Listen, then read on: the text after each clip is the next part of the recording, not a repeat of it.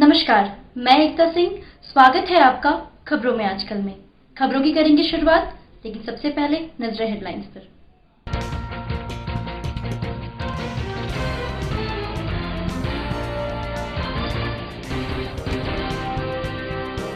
काको थाना के करड़ुआ पुल के समीप बाइक सवार अपराधियों ने अमथुआ निवासी संजना कुमारी को गोली मारकर कर दिया घायल।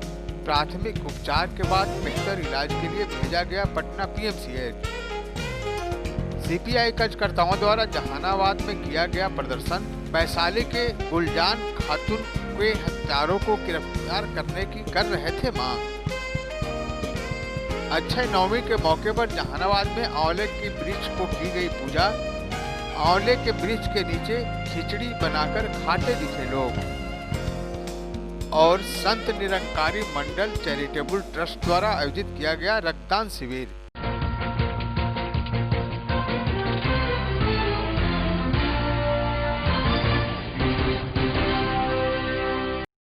अब खबरें विस्तार से। जहानाबाद घोसी सड़क मार्ग पर काको थाना क्षेत्र के करड़ुआ पुल के समीप बाइक सवार अपराधियों ने जहानाबाद बाजार से अपने देवर के साथ घर लौट रही महिला को गोली मार दी। जख्मी अवस्था में महिला को सदर अस्पताल लाया गया, जहां से प्राथमिक उपचार के बाद उसे पीएमसीएच रेफर कर दिया गया है। जख्मी महिला अमथुआ निवासी नवीन कुमार की पत्नी संजना कुमारी बताई जाती है। परिजनों ने बताया कि संजना अपने देवर अर्जुन कुमार के साथ जहानाबाद से कुछ सामान खरीदारी करने के बाद वह अपने देवर के साथ बाइक से अमथुआ अपने गांव लौट रही थी। इसी क्रम में करड़ुआ पुल के समीप बाइक से पीछा कर रहे अपराधियों ने गोली मार दी। हालांकि परिजन घटना के पीछे का स्पष्ट कारण नहीं बता रहे हैं। घटना की जानकारी मिलने के बाद पुलिस पूरे मामले की जांच में जुटी हुई है। कैसे क्या घटना घटी?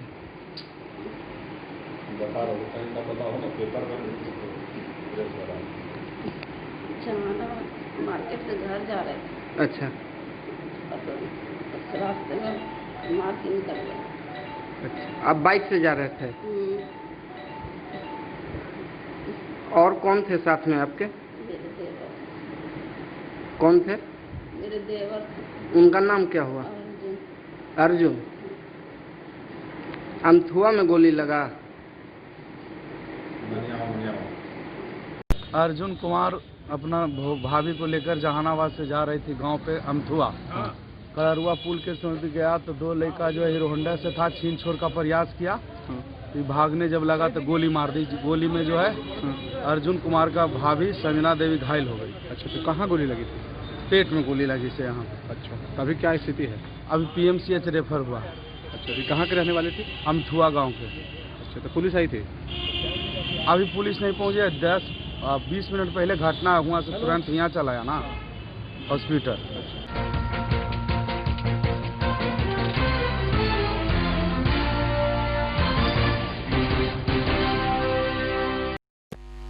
जहानाबाद में सीपीआई के कार्यकर्ता ने बिहार में बढ़ते अपराध, छेड़खानी और बलात्कार, लूट के खिलाफ विरोध प्रदर्शन किया और सरकार के खिलाफ जमकर नारेबाजी की। विरोध प्रदर्शन किया, साथ में बिहार सरकार से यह मांग किया कि बिहार में अविलंब इस तरह की घटना पे अंकुश लगाया जाए, नहीं तो आगे बड़ा आंदोलन किया जाएगा। साथ ही लोगों ने यह भी बताया कि वैशाली में छेड़खानी का विरोध करने पर 20 साल की एक युवती को गांव के दबंगों ने जिंदा जला दिया। 30 अक्टूबर की रात देसरी थाने के रसूलपुर हबीब की गुलजान खातून को गांव के ही कुछ लड़कों ने छेड़खानी को लेकर विवाद के बाद किरोसिन डालकर जिंदा जला दिया।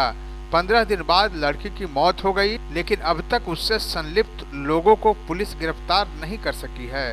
उसे अविलंब गिरफ्तार किया जाए और दोषियों को सजा दिया जाए, नहीं तो आंदोलन और तेज किया जाएगा।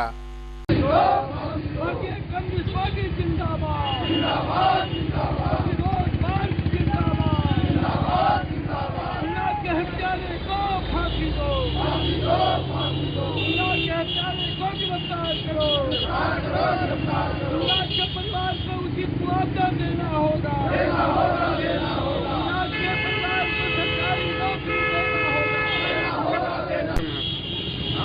पूरे बिहार में भारतीय कम्युनिस्ट पार्टी ने निर्णय लिया है कि जो वैशाली के अंदर में गुलनाज को जो अपराधियों ने किरासन की तेल छिड़ककर जिंदा जला दिया, उसके विरोध में हमारी पार्टी ने पूरे बिहार के तमाम जिला मुख्यालयों पर इस हत्या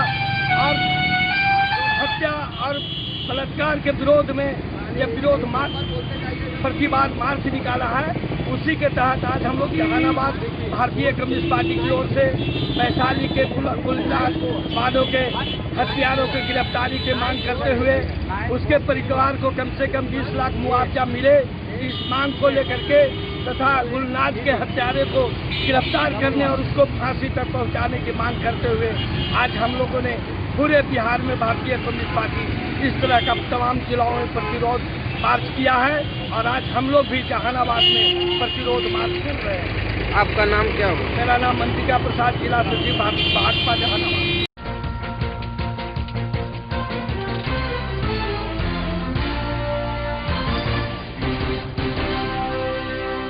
अक्षय नवमी के मौके पर जहानाबाद के तमाम मंदिर प्रांगण में आंवला वृक्ष के नीचे सुबह से ही महिलाओं की भीड़ लगी रही। यह पर्व कार्तिक माह में छठ महापर्व समाप्त के साथ आता है। वहीं दीपावली से 8 दिन के बाद अक्षय नवमी पूजा की जाती है और इसे आंवला नवमी भी कहा जाता है।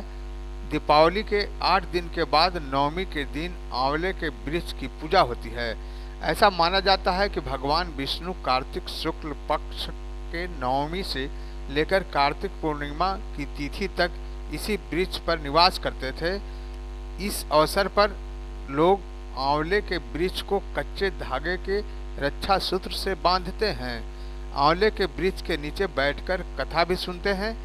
आंवले के पेड़ के नीचे खिचड़ी बनाकर और वहीं बैठकर खाने का विशेष महत्व भी है। इस दिन आंवला वृक्ष के नीचे खाना बनाने से उसमें अमृत का समावेश होता है, जिससे लोग निरोग और स्वस्थ होते हैं। स्थानीय पुजारी ने बताया कि अक्षय नवमी बेहद पौराणिक और धार्मिक अनुष्ठान है।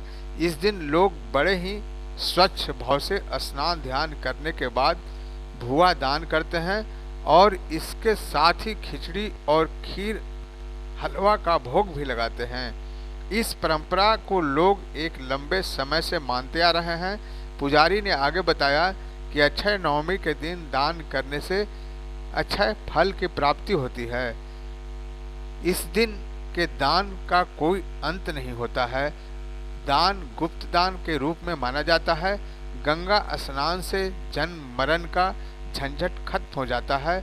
गुप्त दान किया हुआ बैकुंठ में मिलता है।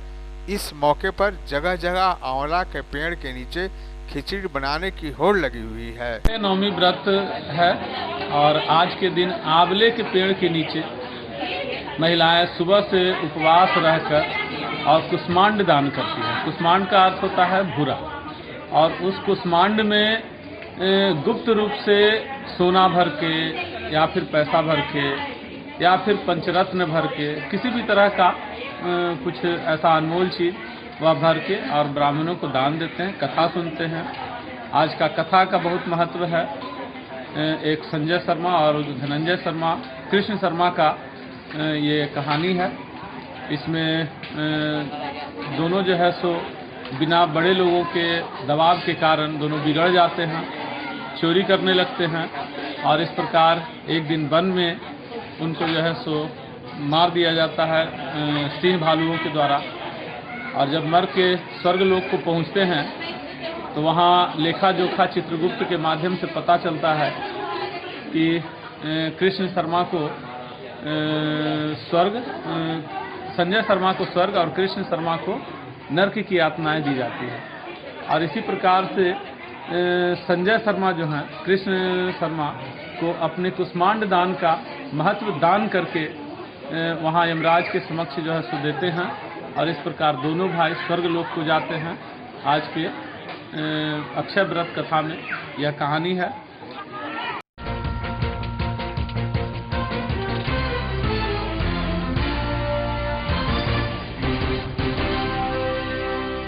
जहानाबाद के कसई गांव में संत निरंकारी मंडल चैरिटेबल ट्रस्ट के द्वारा रक्तदान शिविर का आयोजन किया गया, जिसमें 49 लोगों ने स्वेच्छा से रक्तदान किया। इस मौके पर कसई गांव में संचालित संत निरंकारी सत्संग भवन में यह आयोजन किया गया था। इस शिविर का उद्घाटन जहानाबाद के विधायक सुदय यादव द्वारा फीता काटकर किया गया। इस अवसर पर उपस्थित अतिथियों ने बताया कि रक्तदान से बड़ा कोई दान नहीं होता और इस रक्तदान में खुद दान करने वाला व्यक्ति भी स्वस्थ रहता है। रक्तदान शिविर में पीएमसीएच पटना से आए डॉक्टरों की टीम एवं स्थानीय सदर अस्पताल जहानाबाद के डॉक्टरों की देखरेख में रक्त संग्रह का कार्य किया गया। विधायक ने बताया कि इंसान का जीवन हमेशा रहने वाला नहीं है, इसीलिए हमेशा नेक कार्य करते रहना चाहिए। इस मौके पर मिशन के संयोजक मोतीलाल जी शैलेंद्र जी ने बताया कि इस तरह का आयोजन हर साल निरंकारी मिशन के लोगों द्वारा किया जाता है एवं समय समय पर जरूरत पड़ने पर बीच बीच में भी मिशन से जुड़े लोगों द्वारा रक्तदान किया जाता है। अभी जहानाबाद ब्लड बैंक में रक्त की कमी थी, इस वजह से यह आयोजन किया गया था। मिशन से जुड़े लोगों का एकमात्र उद्देश्य है कि रक्त की कमी के कारण किसी की भी जान नहीं जाए। निरंकारी चैरिटेबल ट्रस्ट लगातार जब से हम यहाँ देखे हैं कि स्थापना किया गया, स्थापना काल से ही सामाजिक कार्यों में जिससे समाज के लोगों को सीधा लाभ पहुँचे उसके लिए तत्पर है। रक्तदान शिविर करके और तरह तरह के बाबा हरदेव महाराज जी का संदेशों को लेकर के समाज में ये लोग जा रहे हैं। हम जहानाबाद के विधायक होने के नाते, सेवक होने के नाते संत निरंकारी चैरिटेबल ट्रस्ट के सभी साथियों को, सभी सहयोगियों को हम कोटि सा बधाई और धन्यवाद देते हैं। आज रक्तदान शिविर करके जो यह संदेश दे रहे हैं बड़ा सुखद है।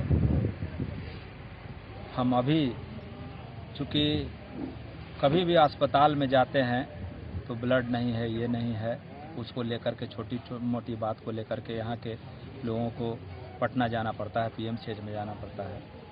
तो संत निरंकारी जो संस्थान है वह काफ़ी इस मामले में सचेत है, सजग है और बराबर और ख़ास करके साल में एक बार तो एकदम ज़रूरी यह रक्तदान शिविर करके यहाँ के ब्लड बैंक में स्टोर कराता है लोग। इसके लिए हम धन्यवाद देते हैं।